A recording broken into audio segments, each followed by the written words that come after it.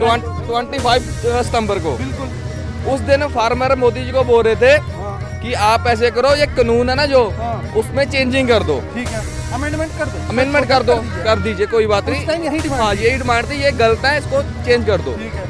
अभी पंजाब खड़ा हुआ, पंजाब के पीछे हरियाणा खड़ा हुआ, यूपी आया, राजस्थान आया, अभी सब आ गए हैं, अभी सिर्फ फार्मर आए हैं। मोदी जी अभी हम सिर्फ ये बोल रहे हैं कि कानून रद्द कर दो। जिस दिन आम जनता उठ के आ गई ना, उस दिन हम बोलेंगे इस्तीफा दो, कुर्सी छोड़ दो। परेशान करूंगा पर फसलों के फैसले किसान करूंगा। आज मीटिंग हुई है, उसमें जो 4 हमारे बिंदु से 4 हमारे इशू से, उसमें पहला इशू सी का कानून को वापस लो, वो कानून को वापस लेने के लिए आज माने नहीं, वही अमेंडमेंट करने के लिए मान रहे थे, वो हमारा बीच रह गया। और दूसरा इशू सी हमारा एमएसपी की गारंटी लो, एमएसपी पर कानून बनाओ, वो कहने से गारंटी ले लेंगे, हम लिख कर दे देते हैं, वो भी हमारा अभी बीच रह गया। तीसरा कानून सी इलेक्ट्रिसिटी बिजली 2020, उनको वो मान लिया। चौथा कानून सी हमारा पराली वाला, पोल्यूशन वाला, उनको भी उन्होंने मान लिया। 2 कानून उन्हें वापस लेने के लिए मान ले, और दूसरे के लिए अभी बात होगी, चर्चा होगी। 4 तारीख को हमारी दोबारा उनके साथ मीटिंग होगी। इतना संघर्ष जिसमें मासेस का इतना इन्वॉल्वमेंट हो, ये हम शुरू किया था किसान संघर्ष, लेकिन ये लोक संघर्ष बन गया है। ये शुरू किया था पंजाब की तरफ से, और हमारे ये पॉसिबिलिटी ये थी, संभावना ये थी कि ये यानी एमएसपी है ज़्यादा एंजॉय करते हैं हरियाणा और ईस्टर्न यूपी, ये लोग इन्वॉल्व होंगे। लेकिन हम बार बार बोलते रहे कि किसी एक धर्म का ये संघर्ष नहीं है, किसी एक रीजन का नहीं है, किसी एक स्टेट का नहीं है। ये जो 3 बिल हैं एग्रेरियन सेक्टर के साथ है, एग्रेरियन सेक्टर के नहीं है। ये मोदी गवर्नमेंट ने ट्रिपल मर्डर किया है। Number 1 state and centre relation का मर्डर किया है, उसका गला उठाया, क्योंकि एग्रीकल्चर सब्जेक्ट जो है वो स्टेट का है। नंबर 2 जो मर्डर किया है एग्रेरियन सेक्टर के साथ, जो डायरेक्ट एग्रीकल्चर लेबरर और फार्मर है उसका किया है, और जो एग्रेरियन सेक्टर के साथ दूसरे भी जो टेक्निकली यानी मंडी में काम करते हैं, मजदूर सफाई का करते हैं, और हमारा और टेक्निकल हमारा इतना मशीनरी है, पंजाब में मशीनरी का करते हैं, उन सभी का मर्डर किया है। और सबसे जो बुरी बात एंटी ह्यूमन की है इन कानूनों में, वो है कि एसेंशियल गुड्स में जो इन्होंने अमेंडमेंट की है, एसेंशियल गुड्स का अमेंडमेंट जो फूड सिक्योरिटी वाला जो है, वो इनका पत्ता साफ है। आज से 3 साल पहले ही यानी ये अकाली गवर्नमेंट भी और सुखबीर बादल और प्रकाश सिंह बादल भी, अडानी का जो नेगोशिएशन हुआ हमारा मोगा डिस्ट्रिक्ट में, वहाँ उनका बड़े बड़े सिल्लो बड़े बड़े स्टोर बने हैं। किस लिए स्टोर बन रहे थे? जब हमारा 98% 90% जो हम 2 क्रॉप्स है, पैडी और वीट, उसका सरकारी खरीद होता है, तो प्राइवेट सेक्टर में क्यों होता है? अब हमने आरटीई तहत जानकारी लिया, तो वो तो एफसीआई के साथ एमओयू किया है, सेंट्रल गवर्नमेंट और स्टेट गवर्नमेंट ने काउंटर साइन किया हुआ है कि वो जब कंप्लीट हो जाएंगे तब से एफसीआई उसका रेंट देगी। फर्स्ट तो उन्होंने कमिटमेंट किया है कि आपको खुले अनाज खरीदने की इजाज़त होगी, आप जितना मर्जी खरीदें, जिस रेट पर मर्जी खरीदें और इसमें रखें। वो जो ज़मीन भी दिया है स्टेट गवर्नमेंट ने बहुत सस्ते रेट पर दिया उनको स्टोर बनाने के लिए। अभी पंजाब में 3 जगह है, हरियाणा में 5 जगह उन्होंने अडानी अबानी इन्होंने स्टोर बना लिए हैं।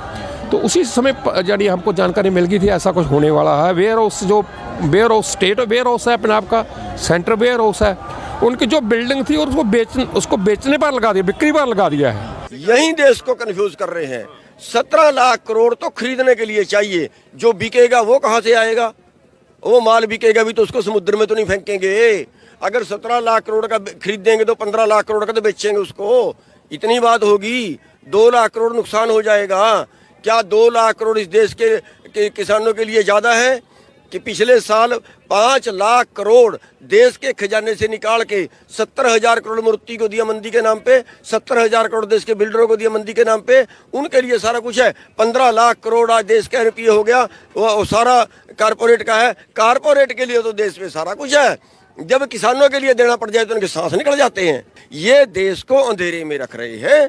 हम ये कह रहे हैं किसान की लड़ाई तो है ही, ये देश के हर नागरिक की लड़ाई है। जैसे मैंने दाल में बताया, 150 रुपये 200 रुपये किलो में दाल खरीदी, किसानों ने नहीं, देश के हर नागरिक ने खरीदी। इनको क्या इन्होंने कोई सीमा बनाई कि 8 रुपये में खरीद के 16 से ज़्यादा नहीं बेच सकता? 2 गुने से ज्यादा कीमत नहीं होनी चाहिए, 1.5 गुने से ज्यादा कीमत नहीं होनी चाहिए। क्या कोई आज तक देश में कानून बना? नहीं बना। सरकार जो WTO में चली गई उसमें वर्ल्ड मार्केट का रेट हमारे से नीचे रहता है, हमारे MSP से नीचे रहता है। क्यों नीचे रहता है?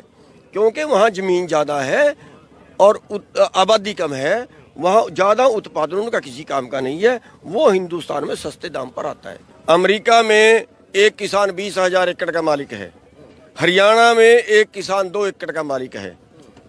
WTO में तो चले गए, अब उसका मुकाबला कैसे करेंगे? उसका मुकाबला करने के लिए इन्होंने अगली थ्योरी निकाली है कि अगली खेती कारपोरेट करेगा, अगली खेती कारपोरेट करेगा और कारपोरेट यहाँ पे हजारों एकड़ के प्लाट उसके लिए बनाएंगे ये लोग, और वो फुहारे से खेती करेगा, वो ड्रिप से खेती करेगा, वो मशीन से खेती करेगा। अब यहाँ भी वो कहते हैं कि यहाँ भी हम 10,000 एकड़ का प्लाट बनाओ और 5 किलोमीटर तक एक ही आदमी की ज़मीन हो, एक ही कंपनी की ज़मीन हो और वो सारी मशीन से खेती करे, तब जाके अमेरिका के किसान का मुकाबला करेगा।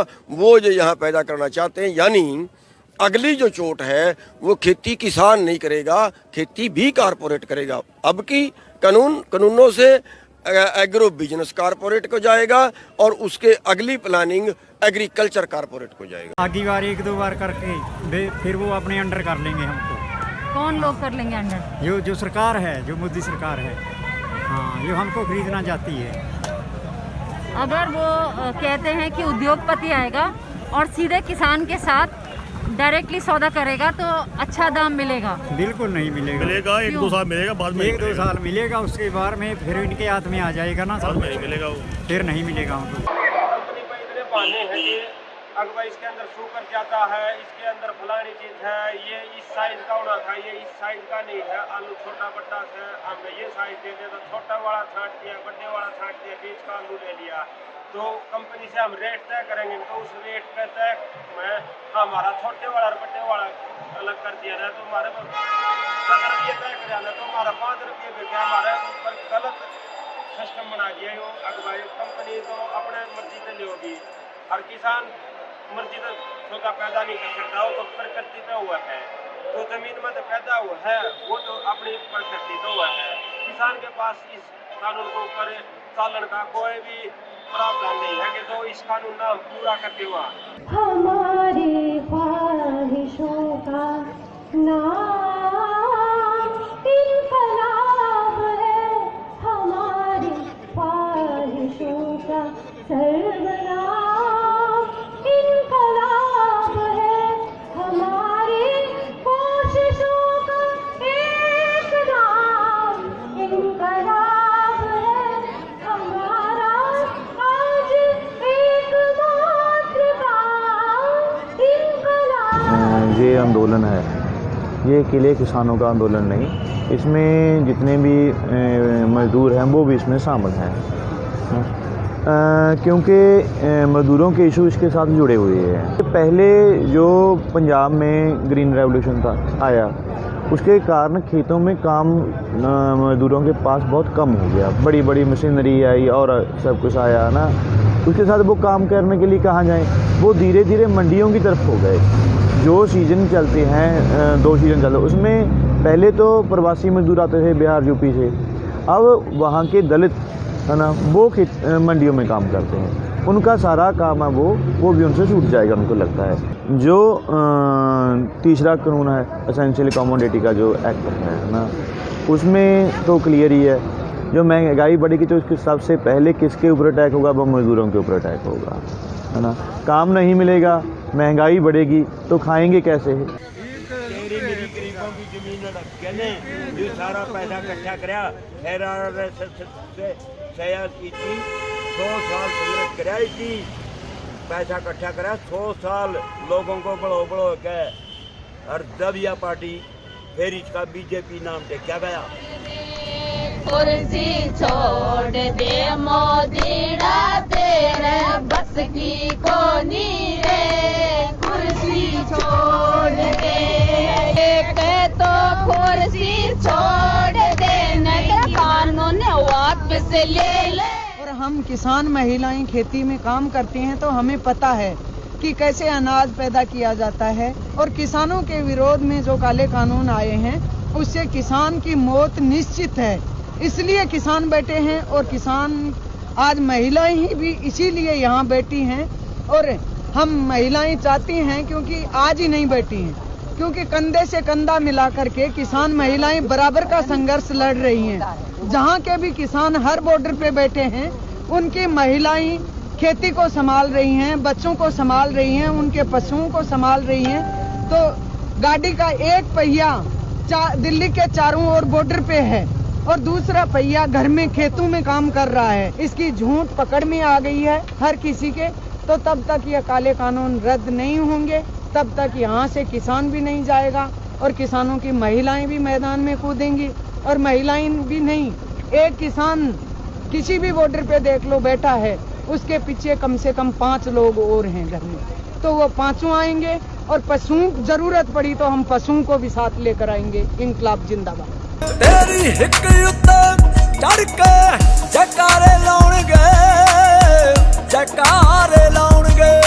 तेरी हिक उत्ते चढ़ के जयकारे लाउणगे। साडी हौसला अफजाई आसमान